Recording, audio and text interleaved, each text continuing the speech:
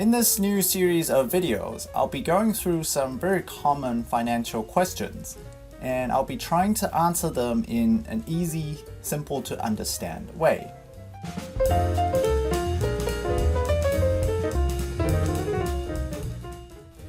Today, I'm going to be answering the age-old question: should you invest in lump sum or dollar cost average? Lump sum, of course, refers to investing a large amount in one go.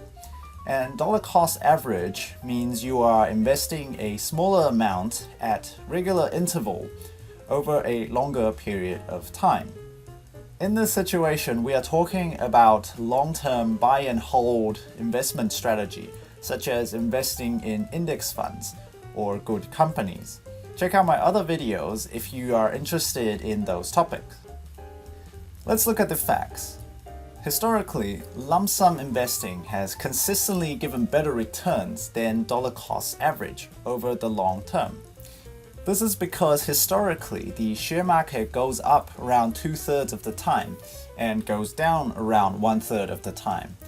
And you get better returns if you invest lump sum as the market goes up. So why do many people recommend dollar cost average? This is because there is always the chance of a market crash right after you invest, so you would end up losing lots of money and feeling very bad. Dollar cost average is better when the market is going down, such as times where there is economic uncertainty or during a recession.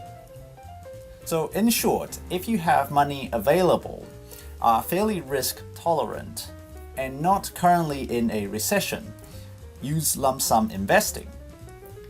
If you are more risk averse, use dollar cost averaging. If you have any further question that you would like an answer to, leave them in the comments down below, and I'll see you in the next one.